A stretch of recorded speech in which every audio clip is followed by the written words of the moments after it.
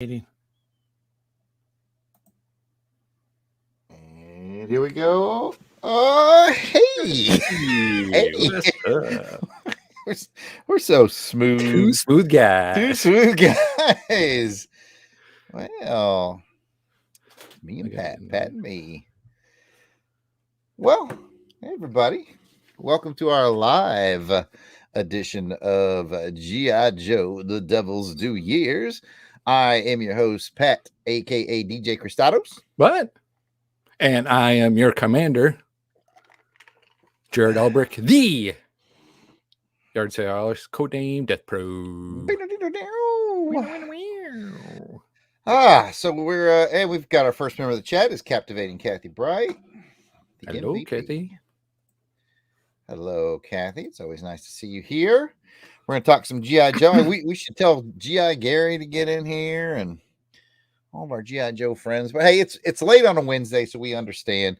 We're recording this for an actual podcast. It's just a live recording of our podcast. It's going to get all edited up and come out as an official show later.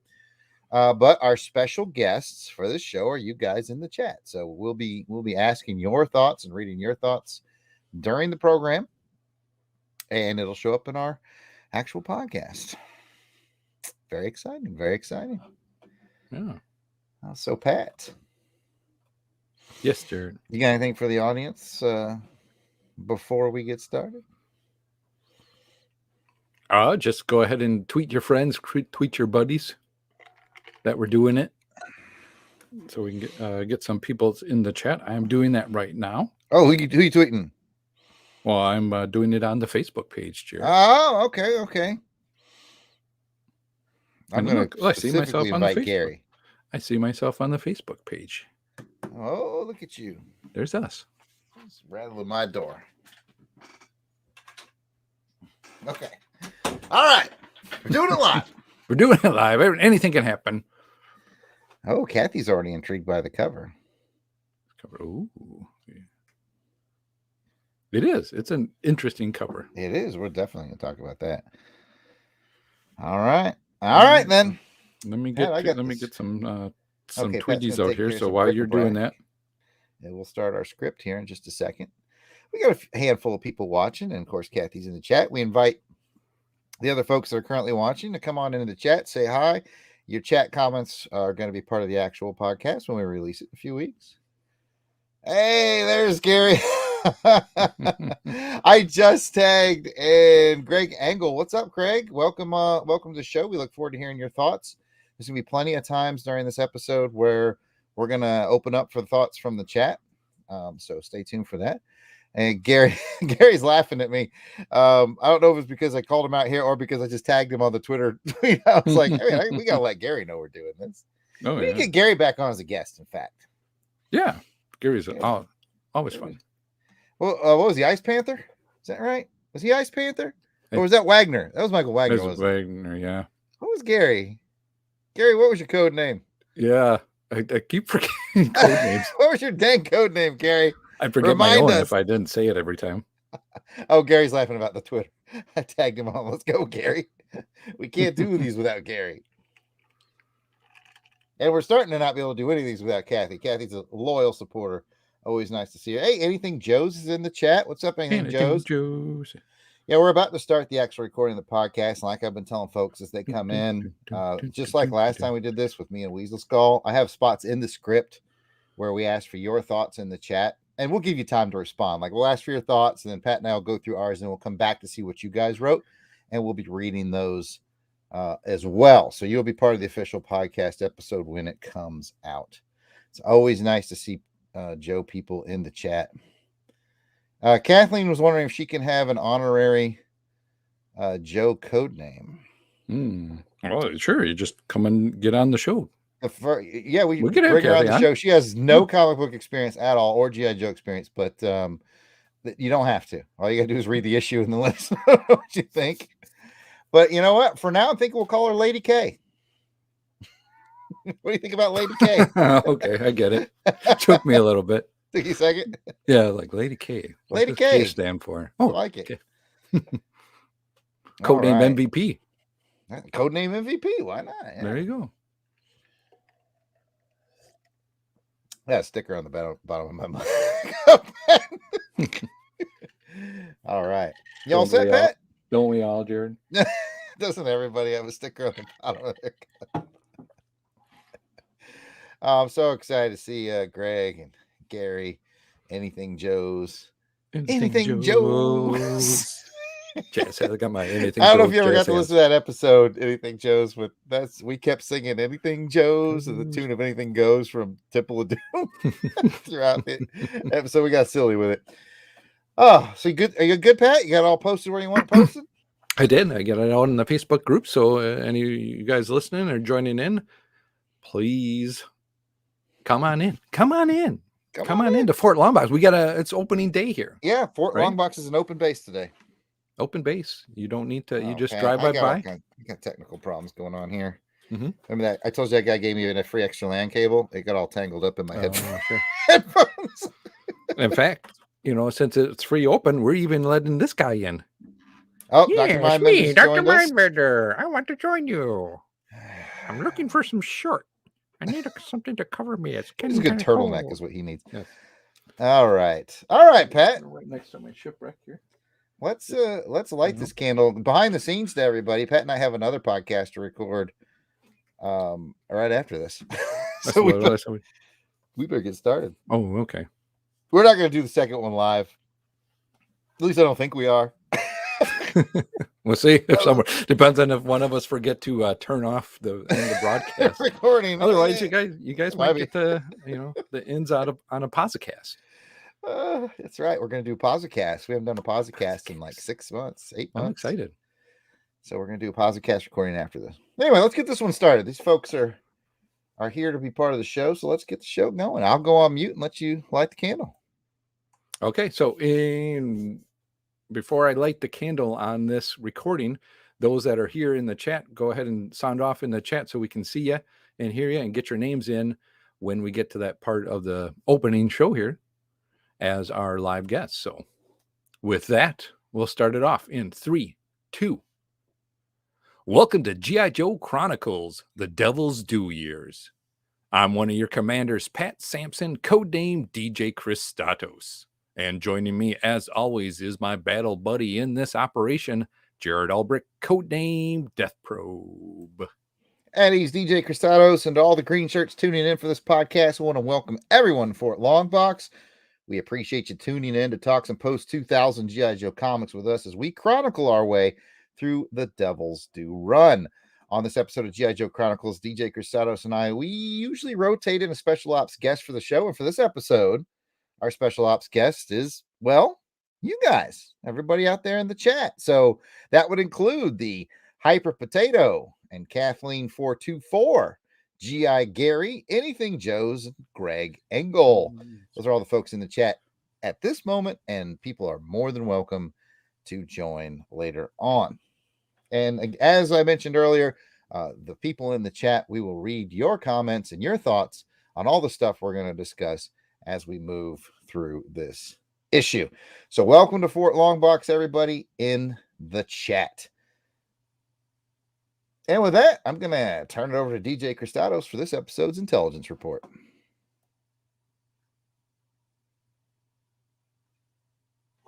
Sorry, you got to get to. I'm used to more stuff going on here.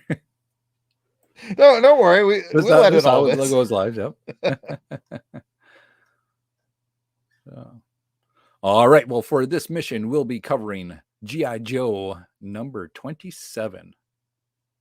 Publisher was Devil's Due. Cover date February 2004. The writer was Brandon Jerwa. I hope I'm saying that right, Brandon. So I know we had just kind of reached out to each other the last few days, and he has checked out our episode 26 and said that he really liked it. So thank you, Brandon. Awesome. We're going to try to get Brandon on the show in 2022. Penciler was Tim Seeley. Inker is Corey Hampshire. Colorist is Brett R. Smith, and letterer is Dreamer Designs. Cover art goes to Tim Seeley, Andrew Papoy, and Val Staples. And speaking about the cover, Death Probe, please take us through the cover description. And folks in the chat, if you have thoughts on the cover, please start typing them now, and then we will read your thoughts in just a few minutes. As Pat and I wrap up our cover description, we will definitely be including your thoughts. So now will be the time to start putting your thoughts in the chat. All right, I'm going to do this cover description. It's ninja time. The cover features a dual knife-wielding Snake Eyes dressed in a long, warm coat because he's in some snow-covered mountains. In the foreground, we see the hand of a red-clad ninja holding a katana, seemingly sneaking up on Snake Eyes. There's your cover description, Pat.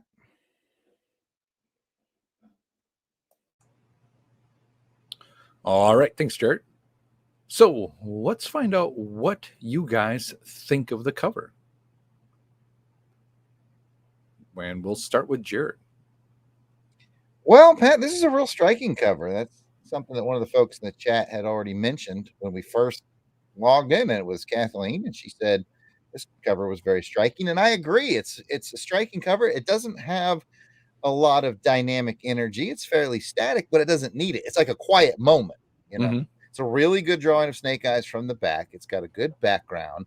And then, you know, those of us old school Joe fans, we see the red ninja outfit and we go, oh, red ninjas. Those are, you know, a staple of Joe stuff. So I think even though it's not high energy, it's high suspense. Yeah, I think it's really cool. What about you, Pat? I kind of like it. I think with the jacket that Snake Eyes has on, that coat, long trench coat that he's wearing, it's kind of cool. I wouldn't picture him looking really cool in a trench coat, but he does. It's very like Matrixy. Yeah, that's a good way of putting it. I think so too. It's very Matrixy. And I like that he's got his blades ready to go and they got the spikes on them. And he got a ninja blade just waiting to chop him in the back. And I think it really you ain't sneaking up on no snake. Yeah. And I think it really plays off of the, you know, the background, the snow background that's happening. I agree. Looking into the chat, some thoughts on the cover. We have Kathleen who says she loves it and ninjas are hot. Who knew? Who knew? Anything Joe says, I do like this cover, even though Snake Eyes is clearly expressing how very little concerned he is about one single red ninja. He's being very casual. That's and G.I. Gary says it's a cover that you would get you to try that again. G.I. Gary says it's a cover that would get you to pick it up. You know, you see it up there on the rack. You go, ooh, I mean, G.I. Joe, Snake Eyes, Red Ninja. I can see that. G.I. Gary has already mentioned a score in the chat. I welcome anyone else to put a score into the chat as we are going to move into the scoring portion of the cover, and I'll pass it back to Pat for that. All right, Jared. So how would we rate this cover? We're going to rate it on a scale of 1 to 10 flag points. 1 meaning that you didn't like it at all, and 10 meaning it's perfect and you should make this a recruiting poster out of it for the Red Ninja Clan, or just awesome black trench coats. If you were selling black trench coats like that, would you make that your, you know, hey, Christmas is coming, time to get these black trench coats? Yeah, you like this image with some falling snow and like a Christmas song behind it. You know,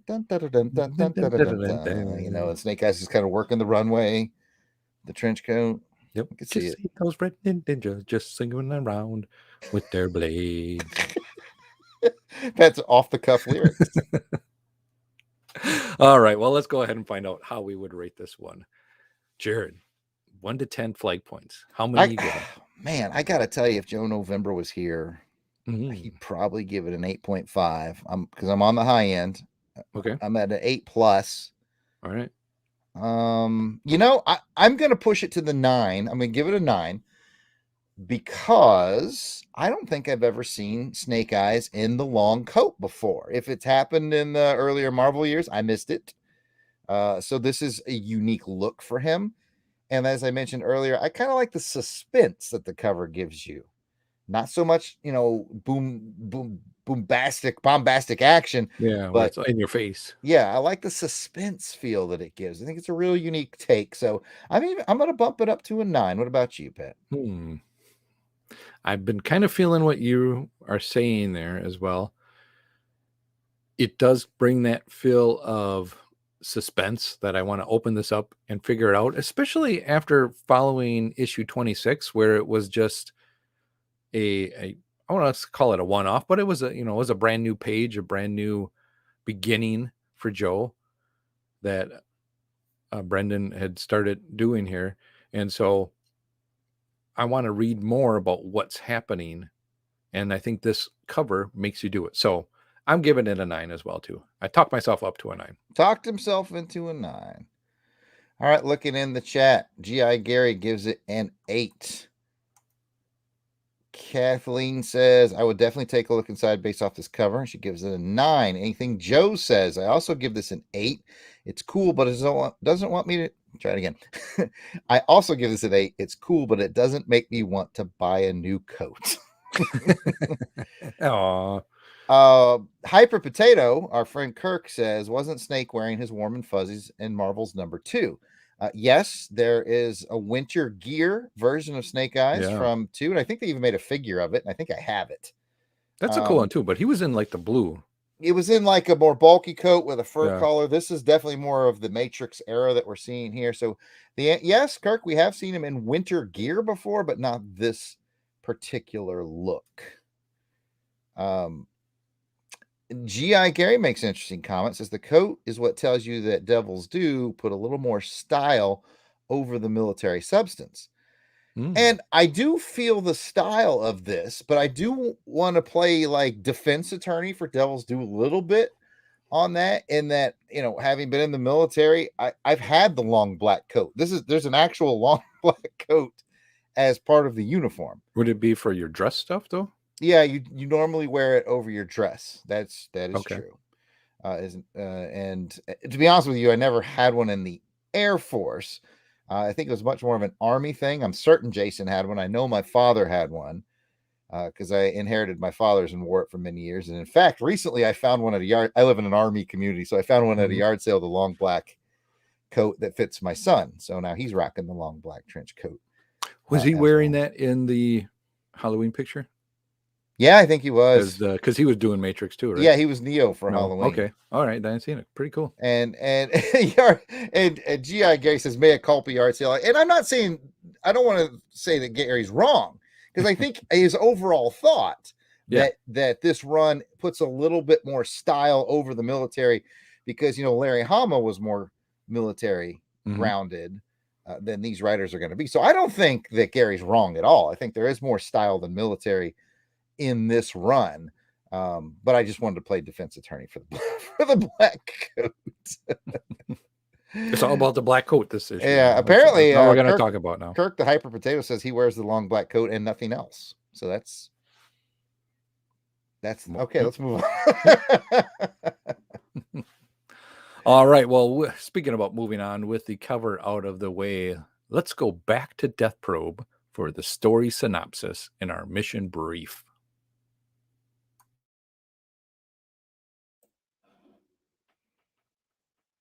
All right. I want to welcome Blaster Stash It to the chat, by the way. All right.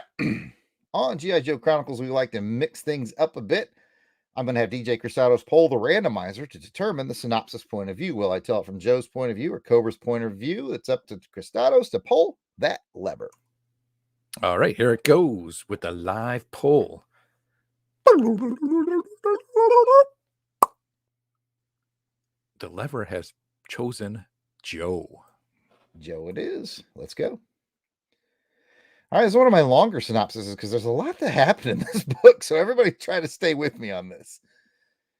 Cobra Commander and Storm Shadow are rumored to be in Tibet under the protection of the Red Ninja Clan, led by a man named Sai-Ten.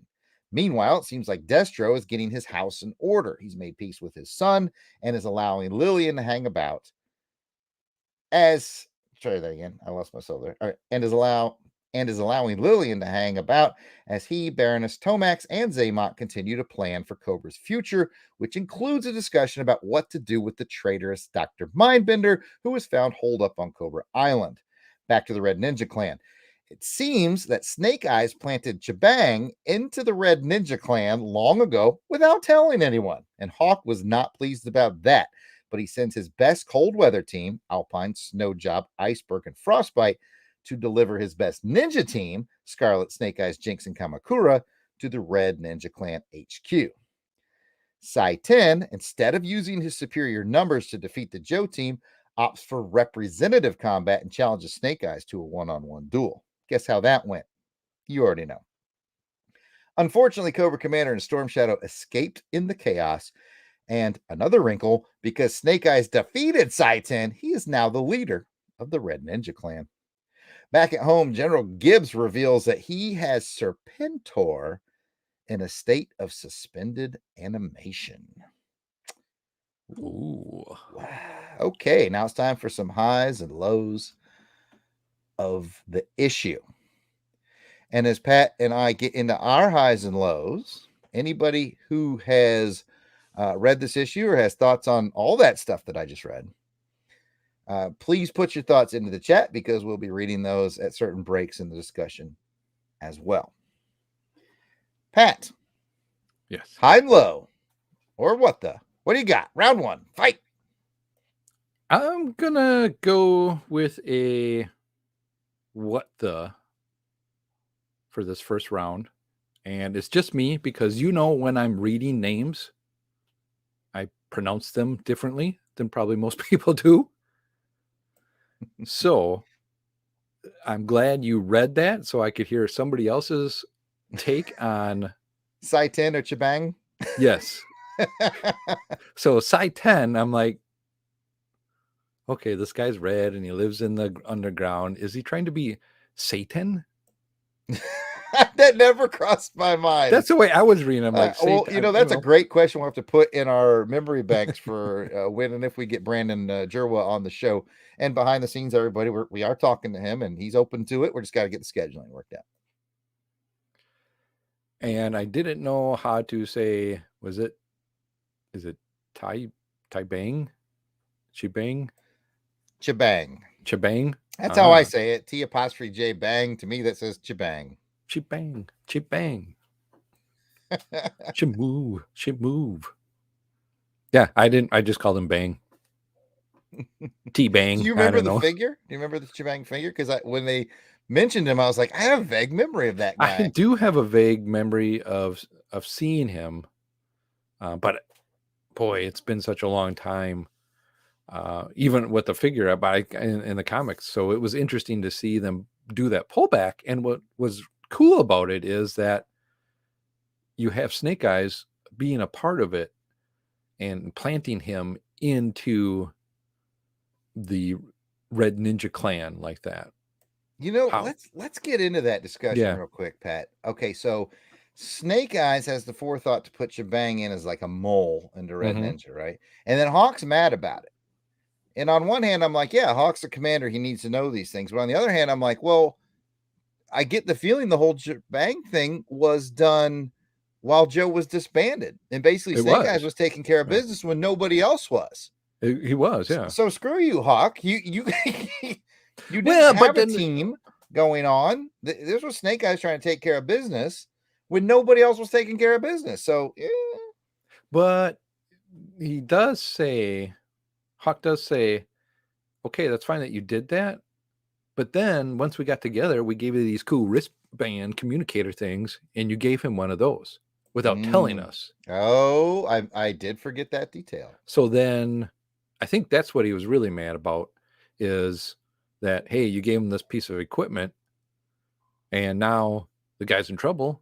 And if we would have known about that, we could have been a little more prepared to help him out or what have you. But, I'm tossed up because if they would have known about it, would that have blown his cover? Yeah. Somehow. I thought it made for an interesting dynamic, at least, and we'll see the fallout of that. I did think that was very cool. weaving. So now you got some tension going on internally between some team members, especially, Snake Eyes and Hawk.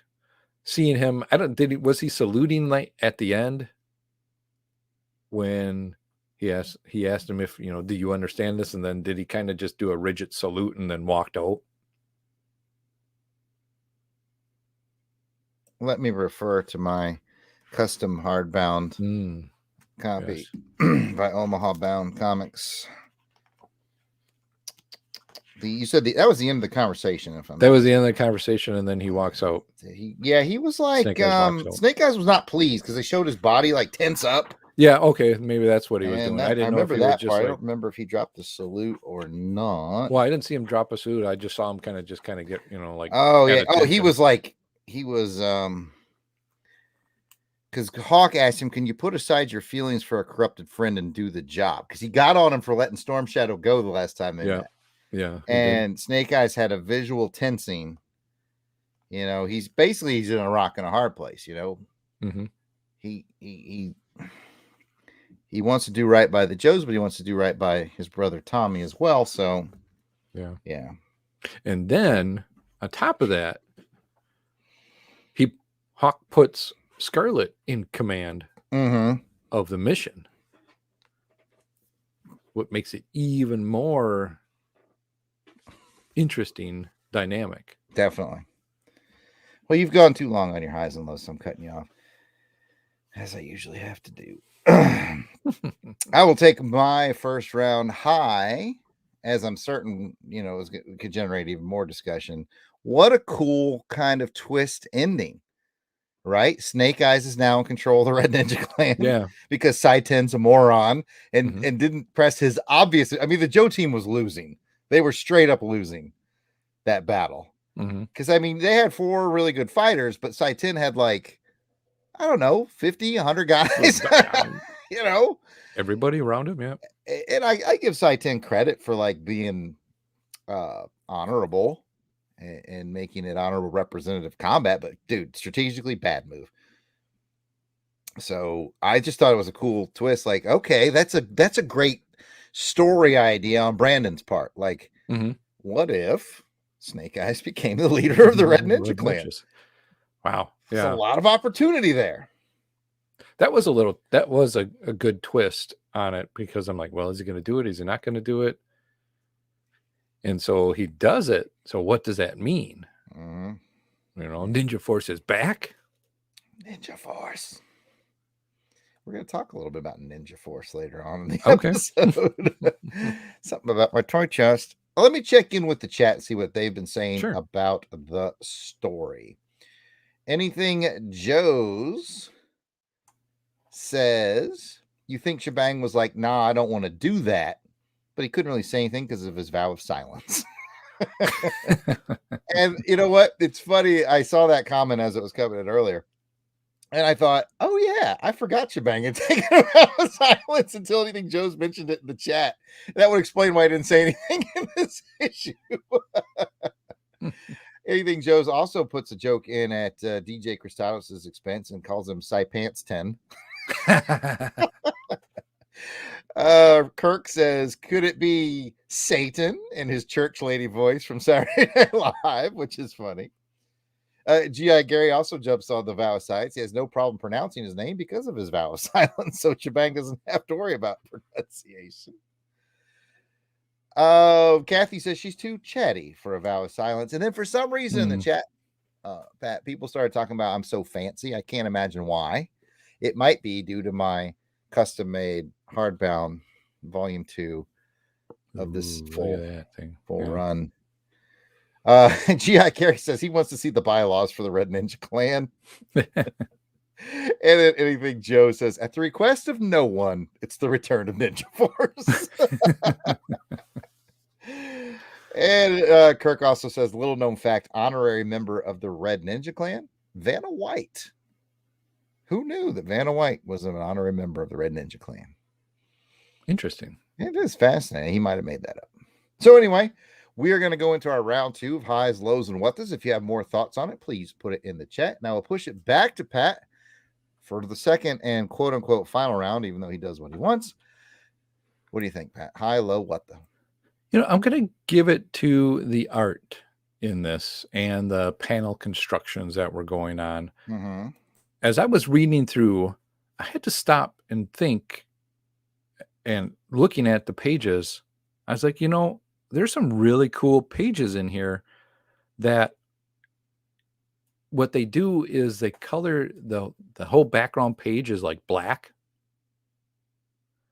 which you don't see a lot. And I think that sets the mood for this store, because it is kind of I would say a little more somber, darkery kind of a feel to it, especially once they enter into the cave of where the red ninjas kind of hang out. Yeah, I thought once they got in the cave, especially, that worked. And that's where they do the majority of it, because there's no light inside of a cave other than the torches and stuff. I thought it was really set the mood. Good catch on that, Pat.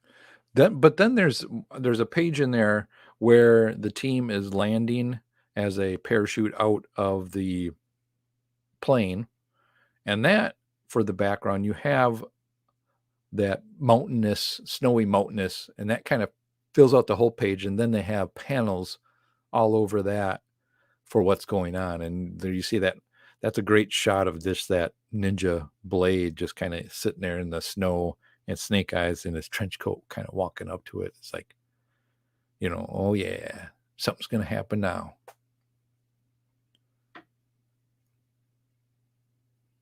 Absolutely. I also like the little cuts they did to the mountaineering and cold weather team. Mm-hmm. There's guys there that don't get a lot of love, like Iceberg. Mm-hmm. And who else was on that team? Iceberg and Alpine, Frostbite. Yeah, Iceberg Snow and Job Frostbite and were the two that I was thinking that don't get a lot of love. I mean, Alpine got a fair amount of love in the cartoon, especially. Mm-hmm. And Snow Job, Snow Job was probably the first Joe you think of when you think of winter ops. Yep. But Iceberg and Frostbite getting a little limelight. Kind of like that. Yeah, I like that. I like that they used them, and they used them as the cover team, because they're going to be out waiting for the insurgent team to go in. And then you had a good team mixed too with Jinx and Kamakura. Yep. As well too. Yeah, you know what, though, looking deeper than I probably should, I thought, well, Hawk was like, well, I'm going to put Scarlet in charge because Snake Eyes, you've been making some bad decisions, basically, right? Yeah. And she can be a little more level-headed about that, and I agree with that.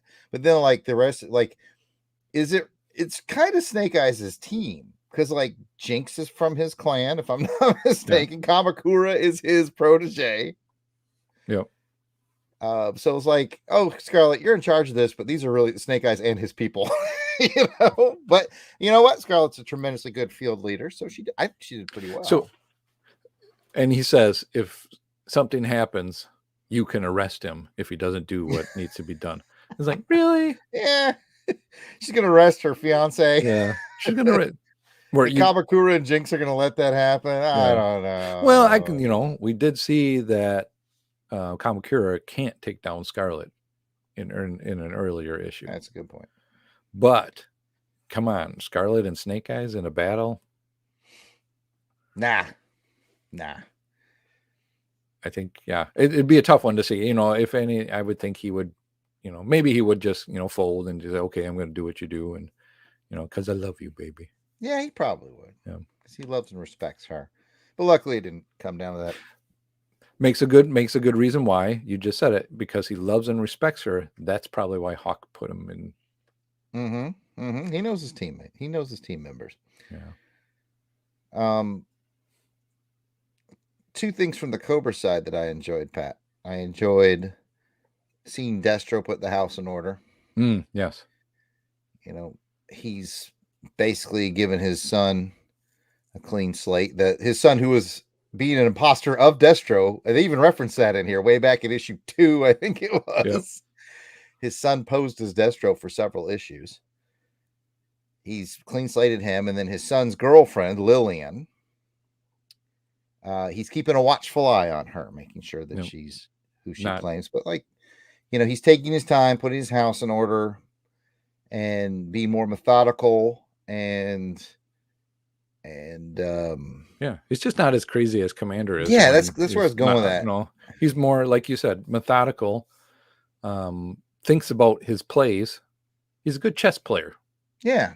Where Cobra Commander would be more like shooting off the hip and just pew, pew, pew, let's just get this done and do all this and let's make it big and interesting. And yeah. So I liked that part of the Cobra story. And the other part I liked was the escape. Once again, Cobra Commander and Storm Shadow escape. And they do it in a fairly clever way. They have this big force show up. And so everyone's focused on, oh my gosh, this big force. They're here to rescue the Commander and Storm Shadow, and we're outnumbered. Because, I mean, they had like, I don't know, a dozen helicopters or something all coming in. And there was like 4 Joes on the side of the mountain going, oh, I guess we're going to die now. Let's go down fighting. But it turned out to be for the best for the Joes because the force was a feint. It was a fake thing to get everybody focused on that. While Cobra Commander and Storm Shadow slipped out the back door under a cover just dressed as Raiden from Mortal Kombat. That's true. They were looking like Raiden. So I liked all that as well. Checking in with the chat. Kathleen wants to borrow my book because it's fancy. And G.I. Gary says Jerwa knew how to use the roster of characters like Blaylock. And I agree. We mentioned that last episode, the episode that just came out, I think this past week, the latest episode came out, and we did talk about how he used Claymore and Big Ben. Yeah, he really you could tell Jerwa likes to go deep into the roster. I absolutely agree with you on that, Gary. And anything Joe says, haha, okay, good luck arresting Snake Eyes. Yeah, Snake Eyes ain't going to get arrested unless he wants to be or he allows it. And I think it kind of goes back to what you were saying, Pat, because it was probably a smart play on Hawk's point because he's not going to let anyone arrest him with the exception of he might let Scarlet arrest him. Yeah. Because of his own respect for her and maybe Stalker because they go back. They're basically tight brothers as well. That's true. He would probably respect him enough to allow him to escort him. Yes, perhaps. So, anything else, Pat? I do. I have 2 more things. You always do. And let's first talk about what's going on with the twins. As they're trying to, continue Cobra business and about, getting Cobra Island back together again. Sounds like they got some construction going on now. So I'm interested to see where that becomes. And is somebody going to take that over? Obviously, it's Destro. They're allowing Destro to become the leader, or at least for now. But Commander's going to get back in there somehow. Always. And the other thing that I liked is I don't know how to call him, the juggler guy. General Gibbs, I think. Yeah, the general guy with smart thing to do is bring 2 other, these other people in. And I like what he says is, I'm bringing you into this. And now a big secret. So you really got to keep this quiet. Otherwise, something's going to happen to you. The way it come off to me. But they got Serpentor in there. He's in the tube. He said Serpentor. Yeah, apparently they found him off after he got, kicked off a cliff. He got kicked off a cliff. It looked pretty good for getting kicked off a cliff. Interesting moment as I sort of read and reread that. They never really said the name Serpentor. And so I was looking at the drawings and I was like, is that Serpentor or is that the oldest clone? Because remember there was a clone that was a teenager. Oh, yeah. And then there was a bunch of kids. But the more I looked at this, I think that's really Serpentor. I don't think that's the oldest teenage clone. But since they never said his name, I was still like, I don't know. Well, yeah, they don't say his name, but they do tell you, you know. Yeah, there's clues there. There's clues there of who it was and where they found him, and trying to get him off. Oh, and the other thing I'm interested, what was Mindbender doing, kind of cowered away in that little crate? He was hoping to lay low enough, so it would all blow over. Oh, Mindbender. Oh, Mindbender. Hiding out in a metal container on Cobra Island. They found him. All right, but last check in with the chat before we move on with the show. We're about to score the score. Try that again. We're about to score the story on a scale of 1 to 10. So people in the chat, you can start putting your scores of the story if you like.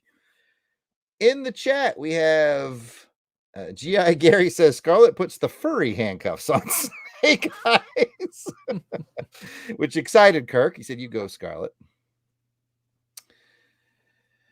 And Auburn Elvis has joined the chat. And he asked, "Is Snake Eyes holding that upper knife right, Jared? Does the thumb go there?"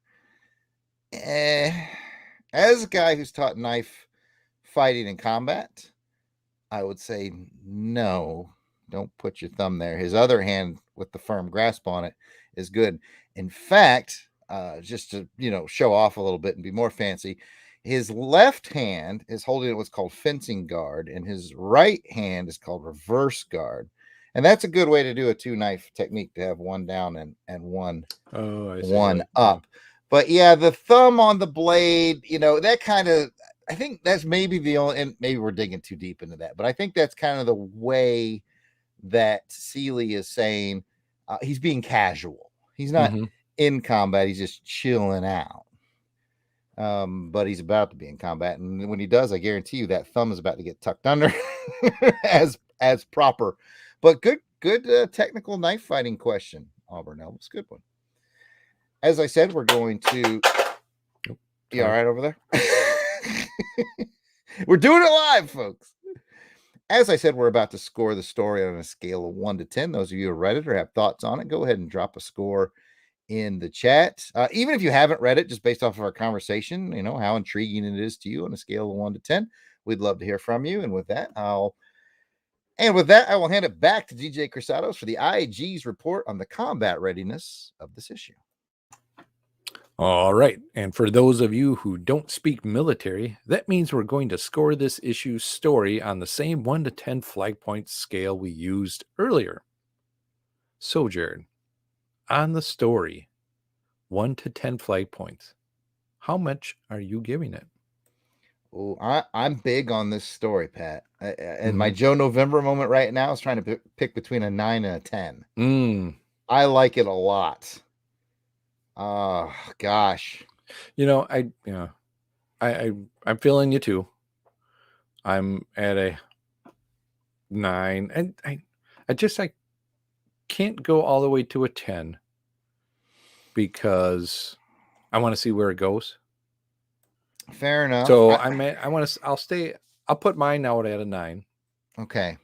I'm wrestling with this because I do like the story setting up. I like the story setup that Jorah is doing here. You got 4 different things. I mean, I went through about 4 different things of that I'm interested in. Yeah, you've got the Destro's plot thread. You've got Cobra Commander and Storm Shadow's journey. You've got Snake Eyes and the Red Ninja Clan.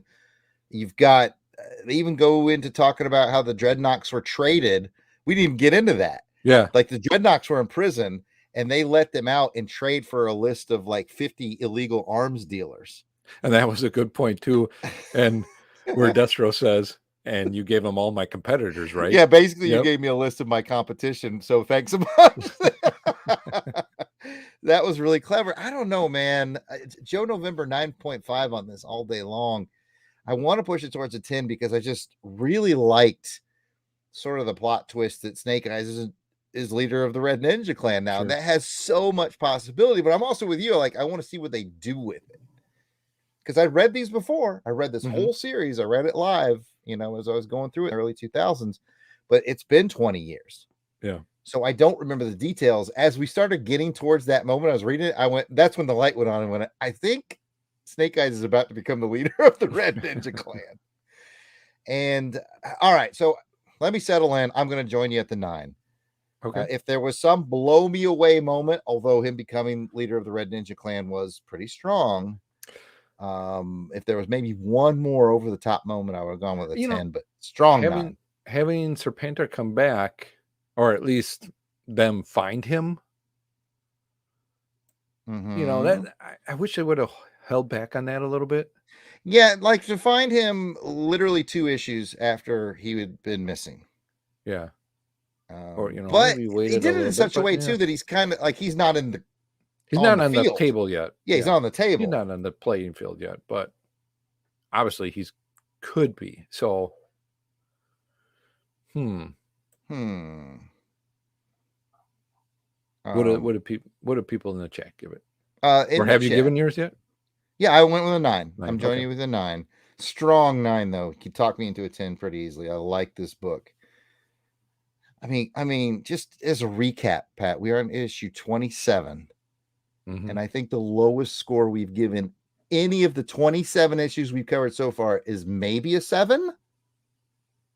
If we ever went that low, I'd have to. Like, this whole series is flipping fantastic. It is so much fun. And just what a ride. It's a shame there's a lot of Joe fans out there who've skipped it, who've, take, if it's not Larry Hama, it's crap. Not true. This is a fun and good series. Anyways, getting to the people in the chat. Kathleen says, just because it makes me want to read it, I would say 9, could be a 10 if she did read it. So she's tantalized by what we've been talking about. And G.I. Gary says, not to lowball, but to me it's an 8. Seeley's art is terrific, and Jerwa is just getting started. And no beef with you on that, Gary. No. I feel you, man. That's fine.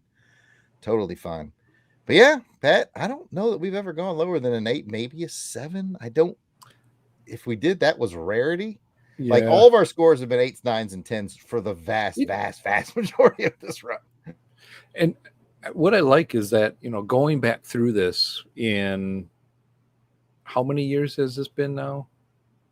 This book has been running as we've been reading. Are you talking about it's 20 years ago? It's 20 years, yeah. So for, going back 20 years, mindset from just getting it in our hands at that time. And I'm looking at this as, it's not the Joe verse of the Marvel verse that we all love, but it's a good take on it and a spin-off of it that I can get into and just go, this is kind of an alternate reality version of Joe that I like. Oh yeah. I mean, in an era where there was no Joe for a long time, being such a Joe guy, as soon as it hit the stands, I knew I was going to buy it. And I was like, is it going to be good? And I remember reading it live and thinking, oh, this is really good. And the fun part about doing this podcast, sort of 20 years on, is, we can honestly ask ourselves, was it good because we just had a void of G.I. Joe? Or is it really good? And I got to tell you, 27 episodes into this podcast, this series is really good. Mm-hmm.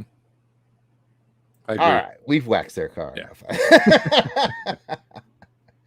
I guess it's your turn to hand it back to me. All right.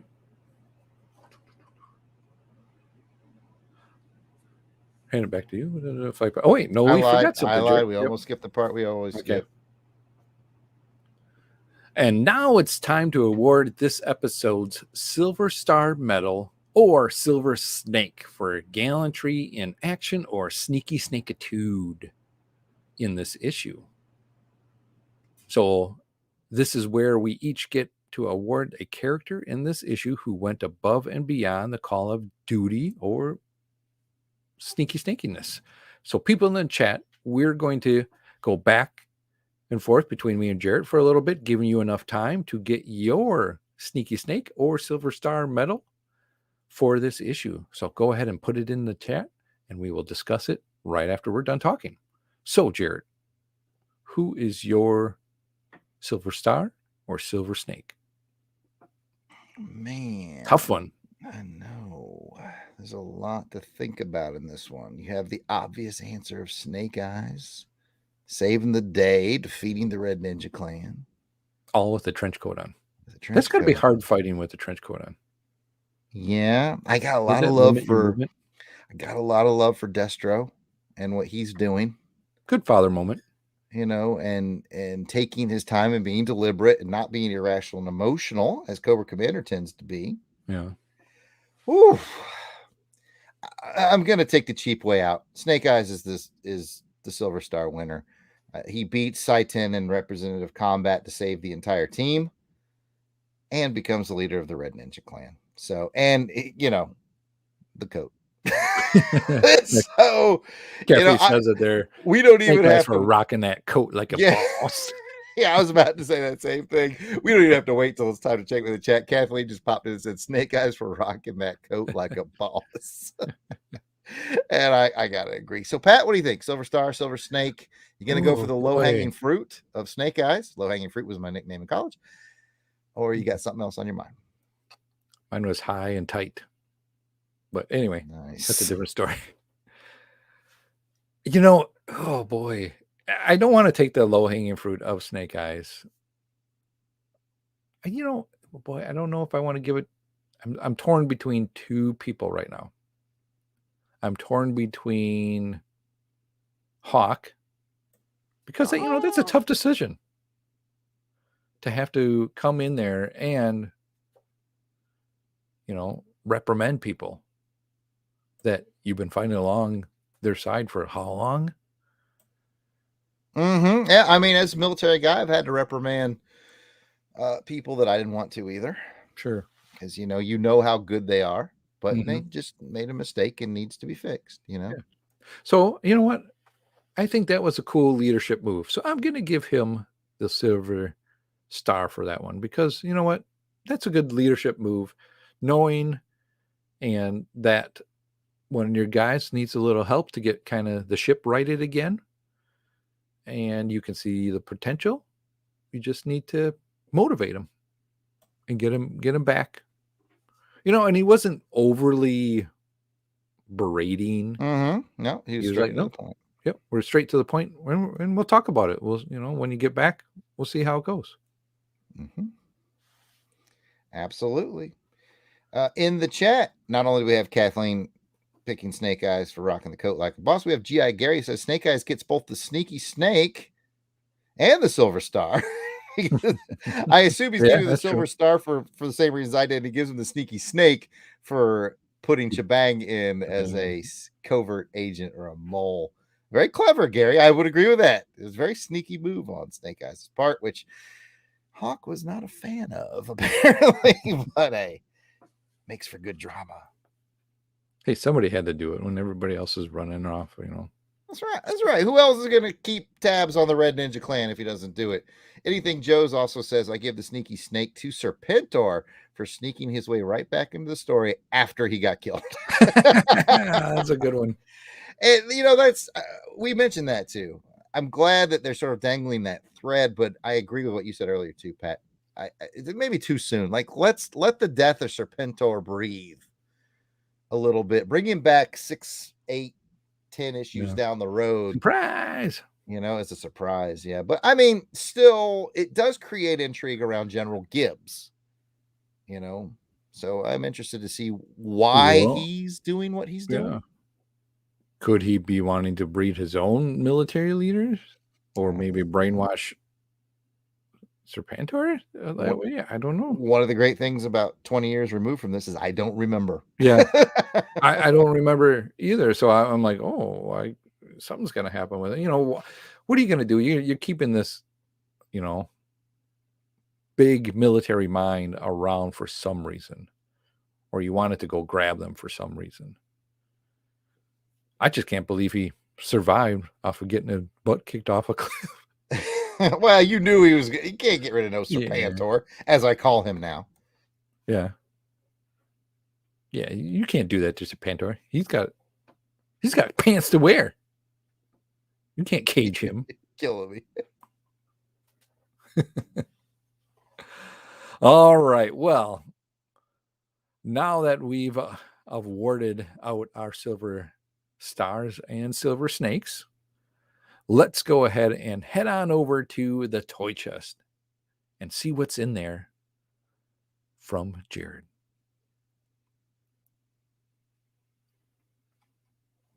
Give me just 1 second, Pat. I'm going to try something fancy. Oh, he's going to try something fancy. Let's see how fancy Jared is. Just going to try something fancy. Let's see what you got there. Let's see if this works. If you guys have anything on the toy chest, get your thoughts ready.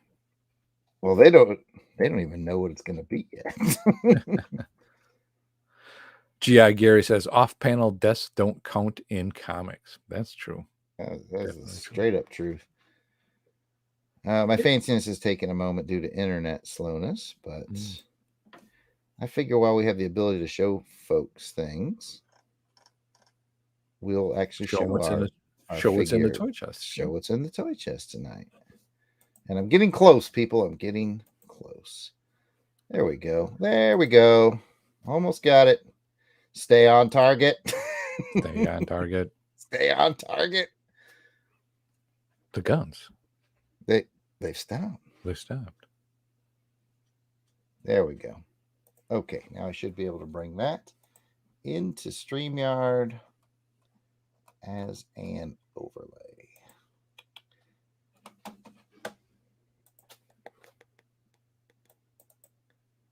There we go. Can do. Let's get into Death Probe's toy chest. And that's the toy we're going to be talking about. Okay, so we're going to be talking about Red Ninja. People in the chat, sound off if you had the figure or your thoughts on it. And I will start the segment at this time. Well, thank you, Pat. In this segment, I will take something or someone featured in this issue and give you a brief toy history on it. And for this issue, I have selected the Red Ninja.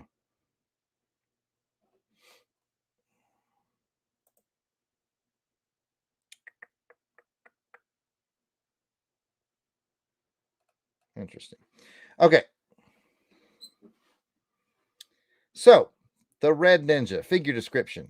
He has a purple mask, black pants, hot pink boots, hot pink shirt with purple accessories. And he came with an orange axe.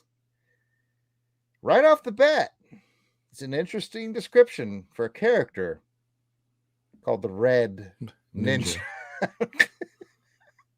He was first released in U.S. toy stores as part of the Ninja Force set in 1993, discontinued in 1994. He had a spring action hip for punching. All the Ninja Force figures had some sort of an action movement. His was spring action hip for punching.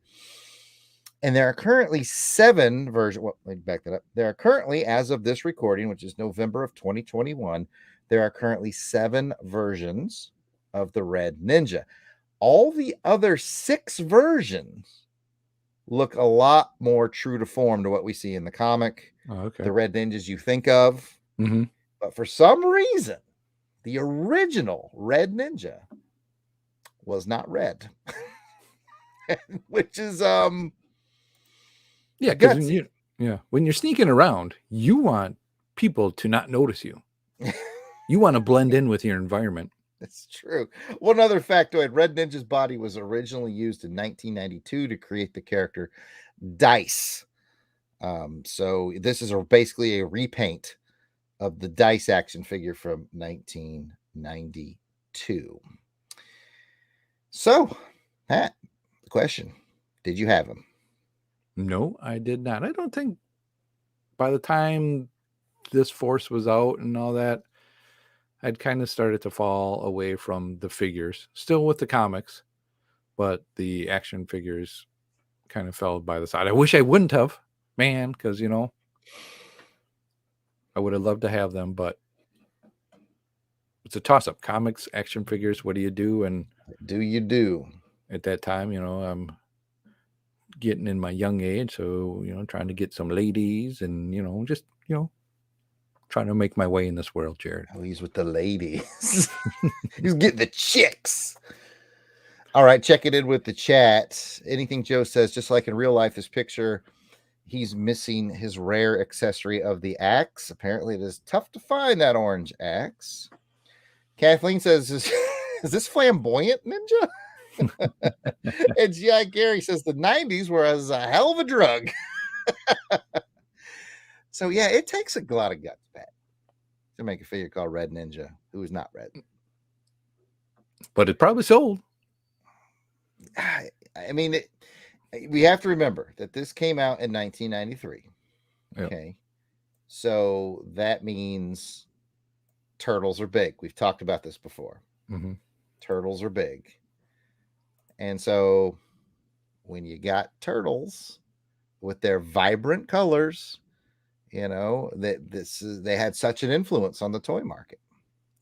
I've just looked up my database because, yes, I have a personal database of my G.I. Joe figure collection to see if I have this one. And I do not. Oh. I have 33 figures from the 1993 series, but Red Ninja is not one of them. Hopefully you can find one. Kirk says before becoming a Red Ninja, he was part of Marky Mark's Funky Bunch. You just got to believe. Come on. Feel it. So that's your figure for tonight. What a bizarre figure, Pat. It is. I wouldn't have thought he'd look like that. I would be, when you said Red Ninja, I was thinking of the ninja outfit. Mm-hmm. In red. Yeah, I would have thought they would have just taken an older version of Storm Shadow, perhaps, and gave him a red repaint. But apparently they took a version of Dice from 1992 and gave him a hot pink and purple repaint. It was a weird time for toys, ladies. They needed to get something out there. So, there you go. There's Death Probe's bizarre toy chest is the Red Ninja. Like I said, though, the next 6 versions that they release of him all look correct for Red Ninja. All right. Well, with that, let's give it back to Pat. Do you want to find out from the chats? About what? Did anybody in the chat have this figure? Oh, they've chimed in. I don't know if anybody said they had it. I got their comments. Okay. But never mind then. No one ever said they owned it. Cut that out. All right. Next up is our feedback segment called Combat Comms. As always, we'll start off Combat Comms with a roster of our battle-hardened Crusader Club veterans. These are the fine folks that have joined our Crusaders Club. They enjoy early access to special Longbox video episodes, free raffle giveaways, voting on show programming, and so much more. So these are the folks reaping the benefits and giving some much appreciated support to the show.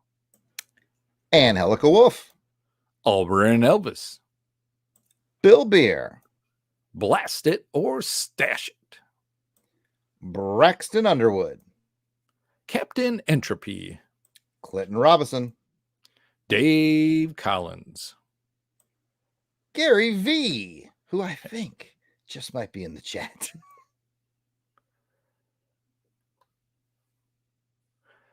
Gerald Green, Jason Keene, Jeremy L, Jim Jarman. I hope you like Jim Jarman too. Getting good at it. Joe Thomas, John Watson, Jose Pollo, Josh Strickland, Kathy Bright in the chat, Maxwell Traver, Michael Wagner,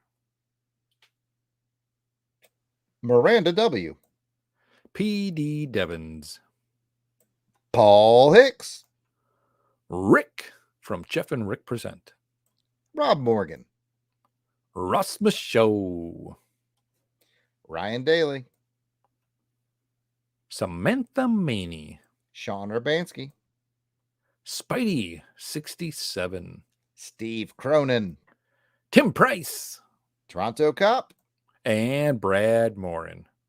If we missed anyone on our list, we apologize. Please keep in mind that we record these episodes well in advance of release, and sometimes we do them live. So join us in the chat. So if you're a recent addition, we should be adding you soon. But still, no worries. Let us know that we missed you by sending an email to contact@longboxcrusade.com, and we will get it straightened out.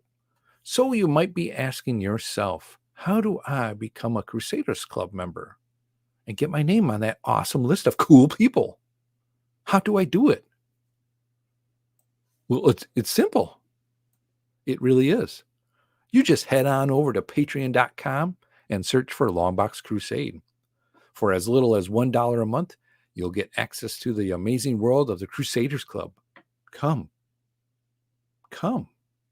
and check it out. We may even make you our clan leader. You never know. Yeah, if you defeat Pat in ritual combat, you become sole owner of the Longbox Crusade Network. Yeah, and it's easy to do.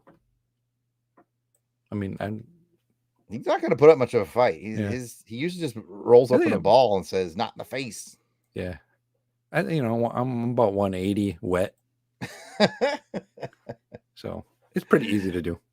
We do appreciate everybody in the Crusaders Club, and again, it's only $1 a month, and you get behind the scenes stuff and special videos. I was just looking, Pat. I think we've released our 42nd I Finished It video series over on patreon.com. So there's 42 videos waiting for you to watch of us just reviewing random things that we have finished, comics, books, TV shows, movies, whatever. It's kind of fun. It is fun to see and fun for you guys to do. But now let's see what messages are from our platoon of loyal listeners as we have waiting for us in a Breakers ComSat. Kathy says she's coming for you, by the way. It's going to take you down as the leader of the Longbox Crusade Network. Just don't tickle me. Ooh. That'll get me. All right. These are from episode 24, where we featured issue 25. Okay, no. Is it from issue 25? No. Yeah, typo. Yeah, okay. From issue. This episode, let's see, what, 24, 25? Yeah, it was 25 when Aaron was on, wasn't it? So they should both read 25. Okay. My typo. We're doing it live, everyone. These are from episode 25, where we featured issue number 25 with guest Aaron Henley, codename Dead Meat. And I will take one from Anything Joe's. Who's in the chat as well. And Anything Joe says, it would be reminiscent of me not mentioning that issue 9 is the issue you guys were talking about in the beginning of the episode, starring Scarlet and Clutch. I know this because we just covered it. And yes, you did at the time. And I went and listened to that episode. Very fun episode from Anything Joe's. Yeah, we can easily recommend them. And yeah, we were struggling to remember who she was teamed up with in that early issue. And Anything Joe's came in with the Clutch moment, if you will. That Scarlet in the bikini. Yeah, it did. So good call, Anything Joe's. That I remember. Yeah, of course you do. Thanks for keeping us straight on that. And we appreciate you, your support of the show and being part of it. So thanks, man. And you know what? Our other comment is from someone else who's in the chat. We've got G.I. Gary, who says, Cobra la la la la la la. Good listening. Always enjoy a good dead meat shield. So yeah, Aaron was fun to have on, and we probably will have him back. And Gary, we need to get you back. And Anything Joe's, we need to get Anything Joe's on the show. Yeah, I know we were talking to him, but so yeah, let's make all this happen. But thanks for your comments, everybody. You want to do the reminder, Pat? Oh, yeah. It's kind of a new thing. Yeah, I got to get used to this. We got a new reminder here, folks. So, and as a reminder, you can now call us and leave a voice message, and we will play it on the show. Just keep it clean in a decent amount of time. But that number you can call us at is 707-532-5269. That's 707-532-5269. I'll say it again. That number is 707-532-LBOX. Pick up the phone. We're all alone. There you go. You even have a banner for it. So go ahead and leave us a call and a message. We'd love to hear from you. Yeah, not only get your messages in the comments, but it'd be awesome to hear your voice on the show as well and be part of the show. Absolutely. In fact, those of you who are in the chat now watching live, you can pick up the phone and leave a voice message if you want, because it's going to take me a few days to edit this episode. And if I get something from you between now and final edit, I will put it in the show. Even if you just call and say, pick up the phone. We need the outtakes. That's and right. You can be a part of the outtakes. You can make a call and request future guests, or say something nice about guests of the past that you might want to see again, as long as it's not Weasel's call. All right. Mm-hmm. With that, that's going to bring us to mission complete status of this episode of G.I. Joe Chronicles, The Devil's Due Years. If you'd like to hear more from us in the realm of comic books, action films, vintage TV, movies, serials, and more, check out the entire Longbox Crusade network. DJ Cristados, where can they find that? Well, Jarrett, I am glad you asked. You can find it on the iTunes, Google Play, and most podcatchers out there. Or go to www.longboxcrusade.com. We're also on Twitter, Facebook, Instagram, and YouTube at Longbox Crusade. Back to you, Jared. And if you'd like to chat with us online personally, I can be found at... Oh, try that again. And if you'd like to chat with us online personally, we can be found at... Back to you, Pat. Well, Jared, I'm glad you asked. You can find me on the Twitter at Christatos01. Jared, where can they find you? They can find me at their local Captain D's. Captain D's what? It's fish. Oh. Do fish have nuts? These nuts. Anyways, I can be found at Yard Sale Artist, Twitter, Facebook, Instagram. It's all at Yard Sale Artist. If you want to check out my artwares, it is theyardsaleartist.com. And I have a plenty of G.I. Joe drawings done on military manual book pages. So get some of that. This whole thing has just been a commercial for my website, folks. Thanks for hanging in there. Pick up the phone. Pick up the phone. Place your order for some Joe art. I lost myself in the script. Okay, there we are. too many jokes and bits. All right. Okay, thanks again for joining us for this episode of G.I. Joe Chronicles, The Devil's Due Years. And thank you to the people in the chat that stopped by tonight and gave us your thoughts and comments. It's so cool to see you guys out there and being a part of this. We love it. We really do. So thank you for being a part of this sincerely. Yes, we love it. We will see you on the battlefield next episode. We will cover issue number 28, the beginning of a 5-part story arc called Players and Pawns. Until then, platoon, fall out. In 3 and 2 and 1. Yo, Joe! I tell you what, pick up the phone, dial 707-532-LBOX, and give us your best Yo Joe on the voicemail. Oh, yeah, that'd be fun too to have a bunch of people doing Yo Joe. You know what else we'd love? If you did a, hey, this is, whoever you are. Yeah, and I love listening to G.I. Joe Chronicles and the Longbox Crusade Network, and we'll play it as the front bumper to the show. So awesome. All kinds of fun stuff. Have fun with the phone number there, folks. Yep, that's what it's there for, because we like to have fun. We do. Well, that is it. Just dial my heart.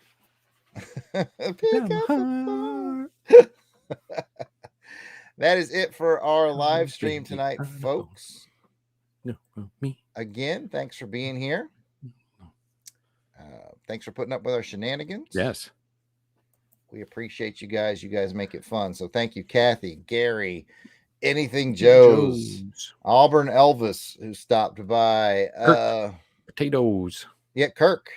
Blasted or Stash It was here. Stash It popped in and said, hey. And even way back at the beginning, we had Greg Engel. So, yeah, bunch of people. You guys make it fun. Thank you so much for being here. And we will definitely do some more live recordings in the future just to include you, whether it's a G.I. Joe episode or maybe a Saturday matinee theater, or who knows? Who knows? Let us know. It is fun to have you all in the chat. So Definitely. With that, Pat and I are going to get on out of here. We're going to record an episode of Pop Culture Posicast. And just because you guys showed up, we will tell you that our topic for tonight is we're going to discuss the Dark Tower movie starring Idris Elba. So that's what we're going to record immediately after this. Thanks again, everybody. And Pat and I are going to act froze.